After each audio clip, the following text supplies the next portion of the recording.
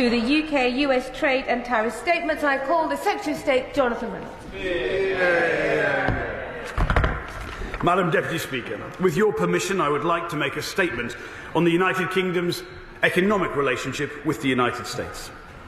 The UK has a strong and balanced trading relationship with the US, worth £315 billion, which supports over 2.5 million jobs across both our countries. This is second only to the EU, where our trading relationship is worth £791 billion. Yesterday evening, the United States announced a 10% reciprocal tariff on UK exports and have today imposed a 25% global tariff on cars. This follows the application of tariffs of 25% on US imports of steel, aluminium and derivative products that was announced on the 12th of March. No country was able to secure an exemption from these announcements, but the UK did receive the lowest reciprocal tariff rate globally. And though this vindicates the pragmatic approach this government has taken, we know that while these tariffs are still being levied, the job is far from done. We are, of course, disappointed by the increase in tariffs on the UK and on other countries around the world. The impact will be felt amongst all trading nations. But I would like to update the House on how the UK can navigate these turbulent times, acting in our national interest and for the benefit of all our industries. I would also like to take this opportunity to thank my American counterparts, Secretary of Commerce Howard Lutnick, US Trade Representative Jameson Greer and Special Envoy Mark Burnett for their engagement over the last few months. While any imposition of tariffs is deeply regrettable, from the beginning they promised to make themselves available and have been true to their word, and I look forward to our continued engagement over the days ahead. As members will know, since the new US administration took office, my colleagues and I have been engaged in intensive discussions on an economic deal between the US and the UK. One that would not just avoid the imposition of significant tariffs, but that would deepen our economic relationship. On everything from defence, economic security, financial services, machinery, tech and regulation, there are clear synergies between the US and UK markets.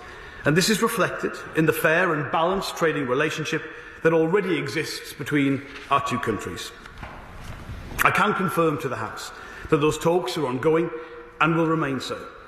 It is this government's view that a deal is not just possible, it is favourable to both countries, and that this course of action serves Britain's interests as an open-facing trading nation.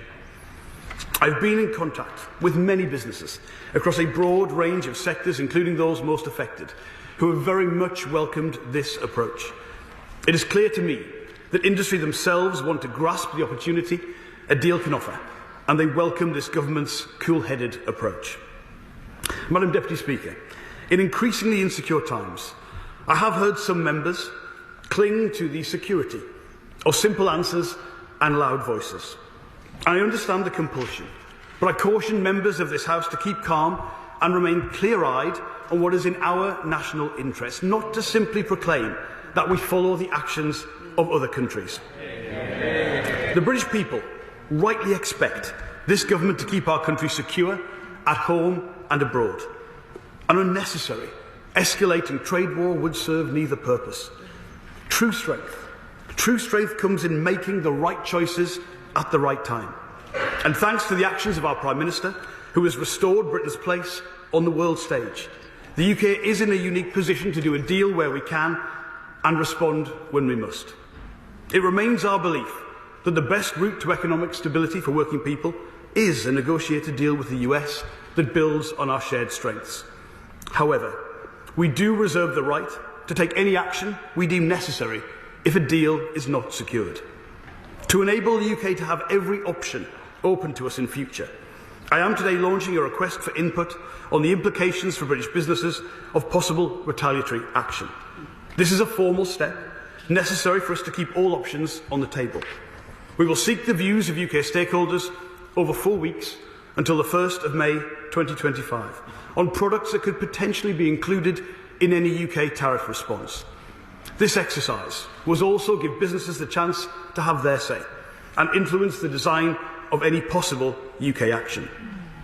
If we are in a position to agree an economic deal with the US that lifts the tariffs that have been placed on our industries, this request for input will be paused, and any measures flowing from that will be lifted. Further information on the request for input will be published on gov.uk later today, alongside an indicative list of potential products that the Government considers most appropriate for inclusion. I know this will be an anxious time for all businesses, not just those with direct trade links to America. And let me say very clearly that we stand ready to support businesses through this. That starts by making sure they have reliable information. And any business which is concerned about what these changes mean for them can find clear guidance and support on great.gov.uk, where there is now a bespoke web page. Madam Deputy Speaker, this Government was elected to bring security back to working people's lives. And at a time of volatility, businesses and workers alike are looking to the Government to keep our heads, to act in our national interest, and to navigate Britain through this period. And while some urge escalation, I simply will not play politics with people's jobs. Yeah. This Government will strive for a deal that supports our industries and the well-paid jobs that come with them, while preparing our trade defences and keeping all options on the table. It is the right approach to defend the UK's domestic industries from the direct and indirect impacts of US tariffs in a way which is both measured and proportionate, while respecting the rules-based international trading system.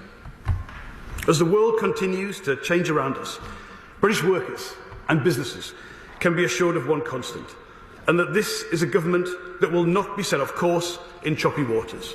So the final part of our approach will be to turbo boost the work this Government is doing to make our economy stronger and more secure, including our new industrial strategy. And we will strike trade deals with our partners and work closely with our allies for our shared prosperity. We have a clear destination to deliver that economic security for working people. We're progressing a deal that can do that. We're laying the foundations to move quickly, should it not. And we're ensuring British business have a clear voice in what happens next. And I commend this statement to the House. Yeah. For the Shadow Secretary of State, Andrew Griffith. Thank you, Madam Deputy Speaker, and I thank the Secretary of State for advance sight of his statement. Businesses, workers and their families woke up this morning with greater fear and more uncertainty about their future. Tariffs makes us all poorer by pushing up costs, suppressing demand and making the pound in our pocket buy less of the things that we need. It's free trade to which we owe our past prosperity, and free trade which has lifted billions out of poverty since the Second World War. So this is a moment for calm words and cool heads, and we will support the Government when it does sensible things to reverse the impact on our already fragile economy. I'm glad the Government has recommitted to reaching a deal with our closest ally and largest single-country trading partner. But this is also a moment for honesty and telling the truth. The Government sadly got no special favours from the White House last night. The Secretary of State refers to vindication. This is no vindication at all. We're in precisely the same band as the Congo, Costa Rica, Kosovo and the Christmas Islands. In fact, I count over 125 countries and territories that have the same tariff levels as the US as we now do. So not that special. Our automotive manufacturers face unchanged tariffs of 25% on around £8 billion worth of cars and auto part exports. Steel and aluminium exports remain at 25%. And on a volume-weighted basis, our exports face an average tariff of closer to 13%. Above all, last night was a vindication of those who were pilloried and abused for wanting our country to have the freedom to decide our own trade policy. If Labour and the Liberal Democrats had their way, we'd still be in the EU. As the Prime Minister acknowledged this morning, thousands of British jobs have been saved today as the result. And I hope the Right Honourable Gentleman and his colleagues had the decency to regret the 48 times they voted to stay in Europe and to thank us for getting Brexit done. Madam Deputy Speaker, last week the OBR warned that these tariffs could knock up to 1% off GDP. We're already in a per capita recession and markets are falling this morning. It's businesses that create jobs and grow our economy. Yet at every turn, the government has piled on headwinds when they need our support. They've put a tax on jobs, more than doubled business rates for many, introduced the family business death tax and are barrelling ahead with flawed recycling charges. No wonder business confidence remains at rock bottom. To help British exporters survive, they must urgently tackle our sky-high energy costs. A business in Birmingham, the West Midlands, faces energy costs 4 times their competitor in Birmingham, Alabama, in the US. That dwarfs the impact of tariffs and is no basis on which to compete. The Secretary of State himself is responsible for the Employment Rights Bill. It'll hit businesses so hard the OBR has not even begun to assess how much it will hurt the economy. So now is the time, today is the day. In the national interest, the Secretary of State must walk back to his department and instruct his officials shelve the Employment Rights Bill today. Put ideology aside, put the unions on hold and put the government on the side of British business. The cost of failure is too high. The burdens on business are too great. Time is too precious. He must act and act fast. Madam Deputy Speaker, let me conclude with some questions to the Secretary of State on behalf of all of our constituents. Will he publish an urgent assessment of the impact of today's tariffs on the UK economy so markets can see whether the Chancellor's emergency budget sums still add up or she'll be back for more taxes? When will he give the car makers the clarity they need on the ZEV mandate? Will he undertake to keep Parliament informed and to publish the UK's broader objectives, not negotiating strategy, but the broader objectives in these trade negotiations with the US, precisely as the previous government did in March 2020? Will he assure us that any deal will back British farmers and food producers and uphold our high environmental protection and the animal welfare standards which we ourselves enhanced since leaving the EU and upheld in the agreements we reached? Will he now surge additional resources for exporters, reallocating resources across government to fund a new version of the UK trade show programme and enlarging the GREAT campaign? What consideration is the government giving to the special situation of Northern Ireland? Will he guarantee that all claims under the duty reimbursement scheme for Northern Ireland will be paid promptly and the government will commit additional resources when required? Can he reassure us that in the event the UK did see a major trade distortion in Northern Ireland, the government would be prepared, if necessary, to trigger Article 16 of the Windsor Framework? Will he reassure the House that any concessions to UK tech giants on the digital services tax won't simply shift the burden to the United Kingdom small businesses? Madam Deputy Speaker, on this side of the House, we are on the side of business and on the side of Britain. We understand the gravity of this situation. We will support the government where it acts in the national interests. I hope they will take this moment seriously, get back round the table with their US counterparts and involve the House in their deliberations. Secretary of State Jonathan Reynolds. Well, I thank the Shadow Minister for his statement and his tone in responding, and I recognise that his commitment to free trade and the case he has made for that, which I believe is one that we broadly share.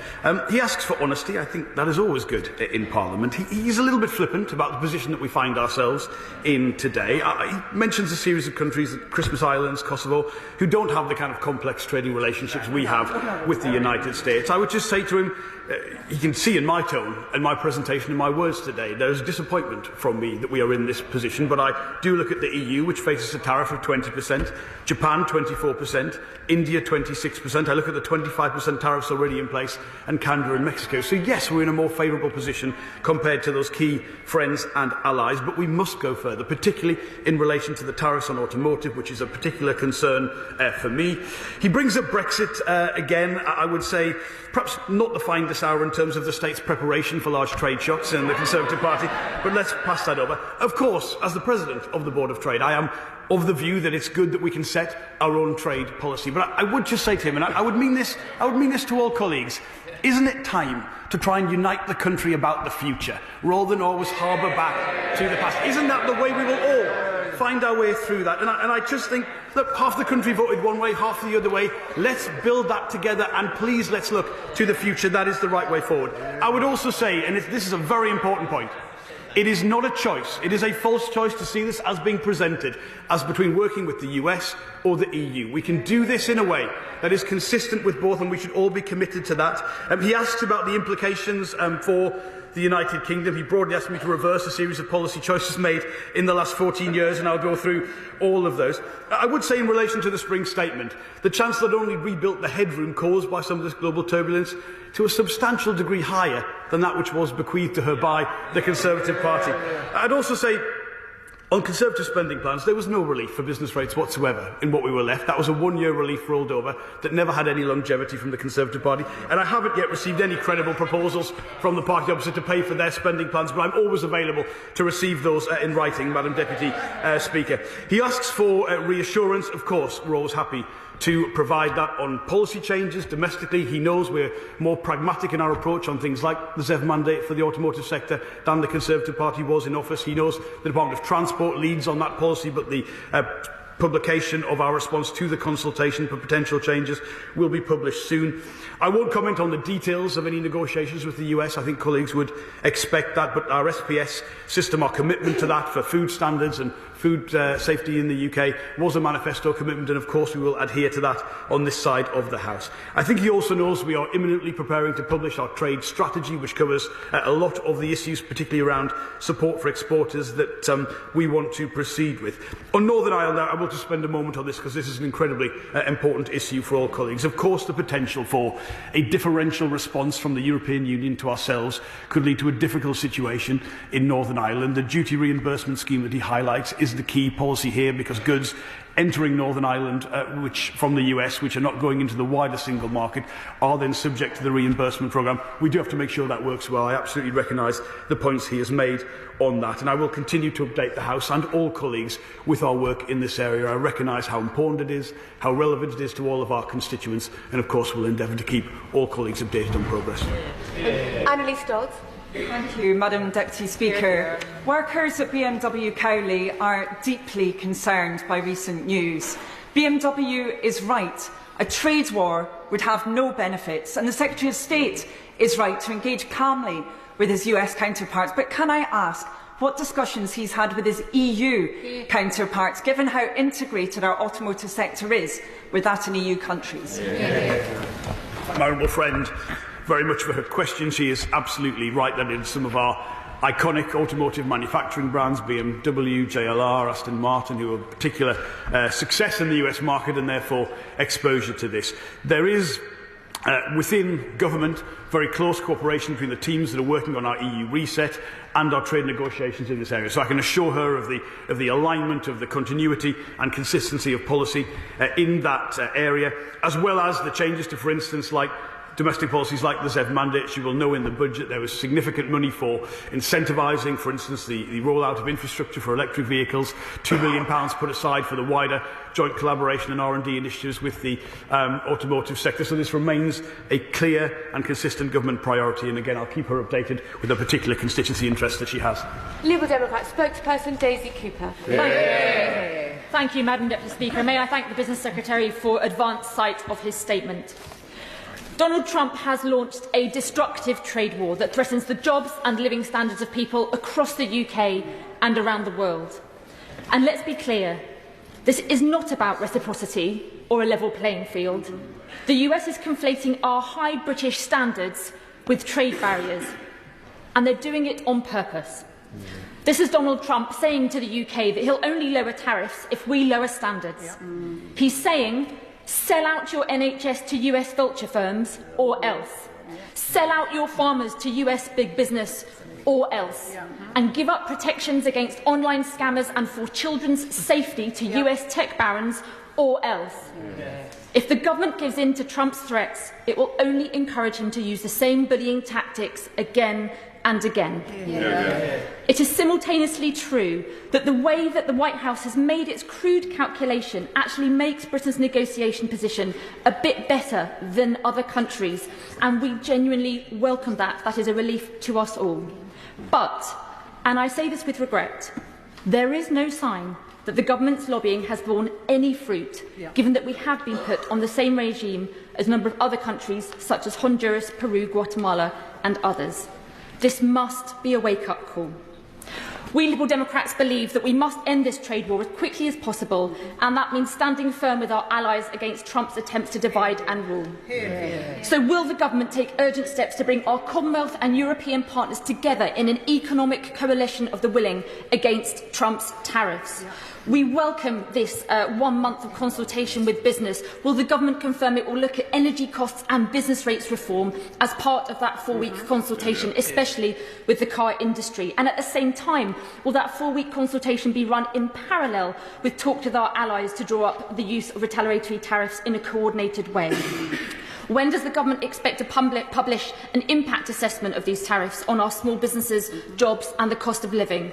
Will the government look seriously at launching talks with the EU to create a bespoke customs union? And let us be clear, the UK would not be in a worse place if the government had heeded our calls to negotiate a customs union. Even the Conservative Party should be able to see that Turkey has been in a customs union with the EU since 1995, and they have likewise been hit only with 10% tariffs. And finally, Madam Deputy Speaker, will the government rule out once and for all that they will not water down the digital services tax or our digital competition regulations to appease Trump's billionaire backers?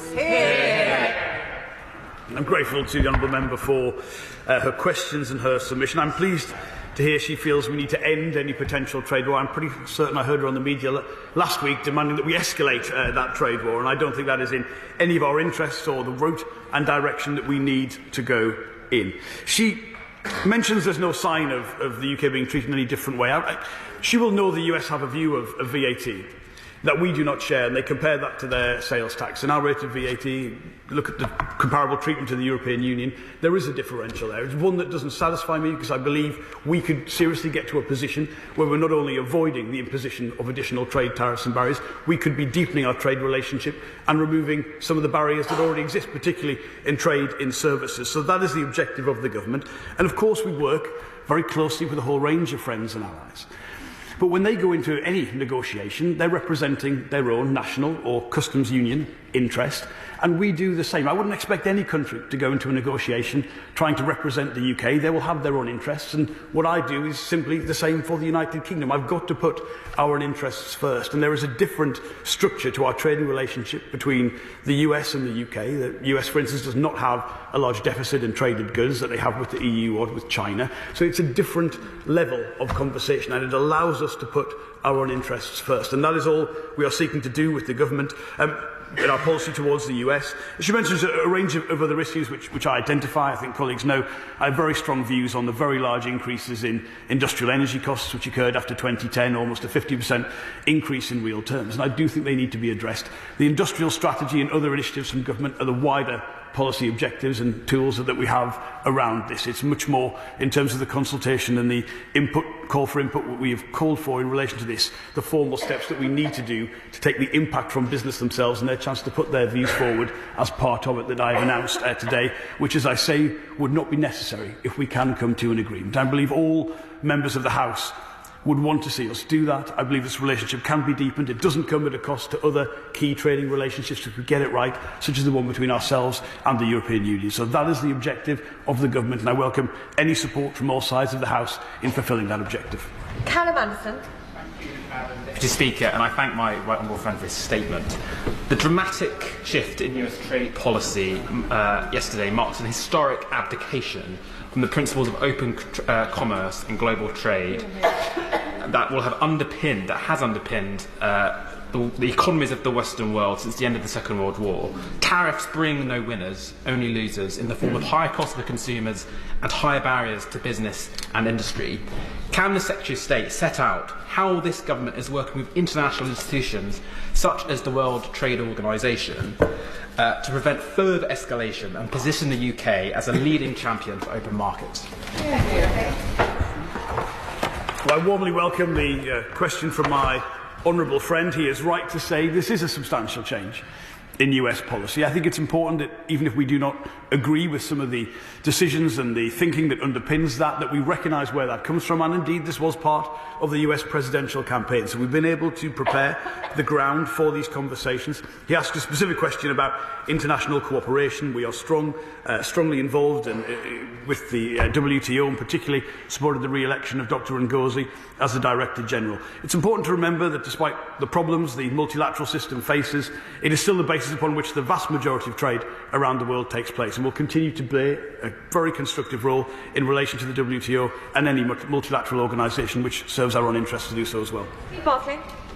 What was missing from the Secretary of State's statement, and indeed his reply to both opposition front benches, is the government's estimate of the cost of these tariffs, particularly in the context of the Chancellor's fiscal headroom. Could he now update the House on that specifically?